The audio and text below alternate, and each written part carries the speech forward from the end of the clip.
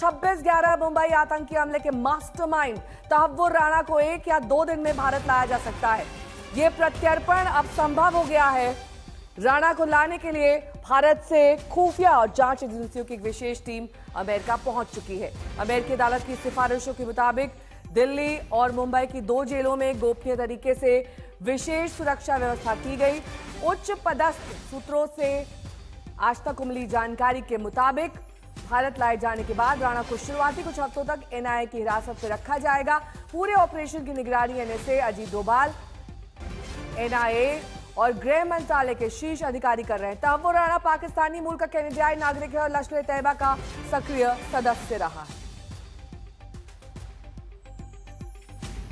मंजीत नेगी मेरे सहयोगी जुड़ गए हैं तमाम जानकारी के साथ। मंजीत, तहव्वुर राणा का प्रत्यर्पण एक बड़ा मील का पत्थर हिंदुस्तान के लिए, क्योंकि लंबे वक्त से इसकी कवायद चल रही थी, अब वो संभव हो सका है। क्या तैयारियां चल रही हैं उसे भारत लाने की? देखिए, मोदी सरकार ने 2019 में इस प्रक्रिया को तेज किया था तहव्वुर राणा को भारत लाने का, और अब सबसे ताजा जानकारी ये है कि कल देर सुबह तहव्वुर राणा भारत पहुंच जाएगा। उसको लाने के लिए एनआईए जो नोडल एजेंसी है उसके लोग, उसके अलावा तमाम खुफिया एजेंसियों के लोग मौजूद हैं। और अभी जो बिल्कुल ताजा जानकारी मुझे मिली है उसके मुताबिक देर रात और कल सुबह तक तहव्वुर राणा भारत में होगा, जो कि 26/11 मुंबई हमले का मास्टरमाइंड था, जिसमें वहां पर हेडली की मदद की, लश्कर-ए-तैयबा का एक्टिव मेंबर था और एक बड़ी भूमिका मुंबई 26/11 हमले में उसने निभाई। उसको लेकर भारत लगातार खासतौर से 2019 से कोशिश कर रहा था, और अब जब ट्रंप सरकार दोबारा अमेरिका में है उसके बाद ये आने का रास्ता साफ हुआ। और अब जो जानकारी मिली है उसके मुताबिक वहां से लाने की पूरी तैयारी हो चुकी है। अधिकारियों की टीम वहां पर मौजूद है और सीधे अमेरिका से उसे भारत लाया जाएगा। उसके लिए तमाम तैयारियां वहां पर कर दी गई हैं। और जो ताजा जानकारी इसके मुताबिक कल सुबह तक तहव्वुर राणा, जो कि 26/11 मुंबई हमले का मास्टरमाइंड है, वो भारत की सलाखों के पीछे होगा। यहाँ पर फिर भारतीय कानून के हिसाब से उस पर आपराधिक केस चलेगा। और यहाँ उसे कहाँ रखा जाएगा, इस बारे में कोई जानकारी मिल रही है मंजीत? देखिए, जो उच्च खुफिया सूत्र जानकारी दे रहे हैं उसके मुताबिक एनआईए का हेडक्वार्टर दिल्ली में है, और अमेरिका में भी तहव्वुर राणा, उनके वकीलों ने इस बात की आशंका जताई थी कि उसके साथ भारत में अच्छा व्यवहार नहीं होगा।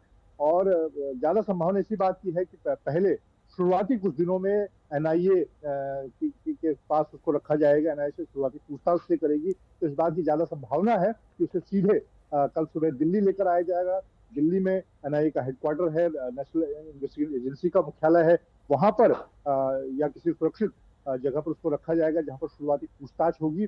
और उसके बाद कोर्ट में पेश करने के बाद आगे की जो कार्रवाई होगी, किस तरह पर मुंबई हमले का जो मामला है उस पर केस चलेगा। उसके बाद दिल्ली में चाहे तिहाड़ जेल की बात की जाए या फिर मुंबई जेल में उसके लिए जो जेल बनाई जाएगी वहां पर उसको रखा जाएगा। लेकिन अभी सीधे कल सुबह जब तहव्वुर राणा भारत पहुंचेगा, और यहाँ पर ये भी बताना चाहूंगा कि इसके लिए लंबे समय से भारत कोशिश कर रहा था, पिछले कई दिनों से एनआईए, इसके अलावा जो दूसरी खुफिया एजेंसी है, रॉ की बात की जाए, उसके लोग, एक पूरी टीम वहां पर मौजूद है। यहाँ पर अगर हम दिल्ली की बात करें तो राष्ट्रीय सुरक्षा सलाहकार अजीत डोभाल इस पूरे ऑपरेशन को देख रहे हैं। गृह मंत्रालय के जो वरिष्ठ अधिकारी हैं, खुफिया एजेंसियों के तमाम बड़े लोग हैं। इस पूरे जब तक तहव्वुर राणा भारत नहीं आ जाता, इस पूरे ऑपरेशन की निगरानी की जा रही। हालांकि अब इसमें इस बात में कोई शंका नहीं है। इस बात मैं लौटूंगी आपके पास। जितेंद्र बहादुर सिंह भी मेरे सहयोगी जुड़ गए हैं तमाम जानकारी के साथ।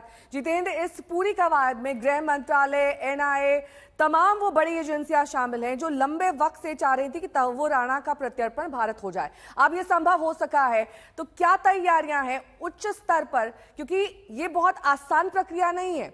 आपको याद होगा कि जब से ये पूरा का पूरा प्रोसेस चला है तब से कई अड़चनें आई हैं, कई बार उसका प्रत्यर्पण रुक गया है।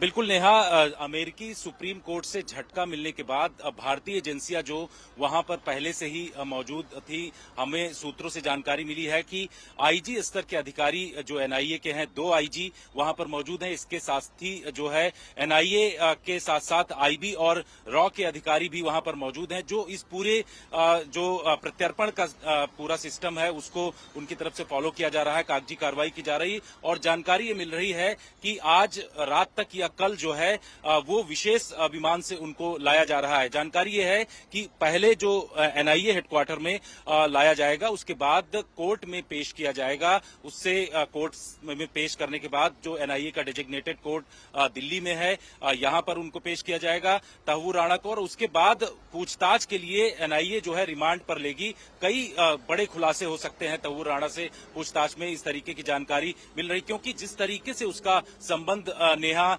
आईएसआई से रहा है, लश्कर तैयबा से रहा है, और डेविड कोलमैन हेडली के इशारे पर उसने लगातार काम किया है।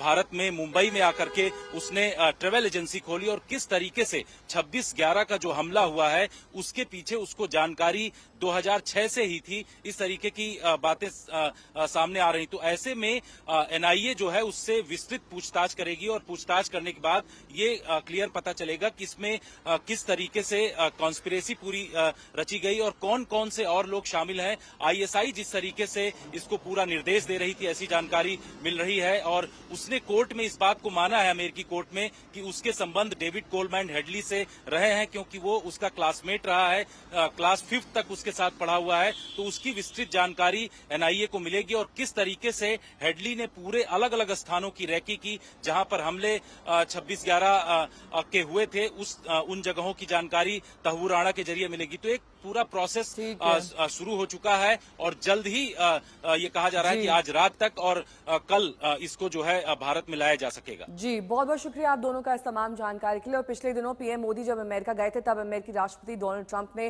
तहव्वुर राणा को भारत को सौंपने का ऐलान कर दिया था। आइए आपको दिखाते हैं डोनाल्ड ट्रंप का वो बयान। Today, I'm pleased to announce that my administration has approved the extradition of one of the plotters and one of the very evil people of the world, and having to do with the horrific 2008 Mumbai terrorist attack, to face justice in India. So he's going to be going back to India to face justice.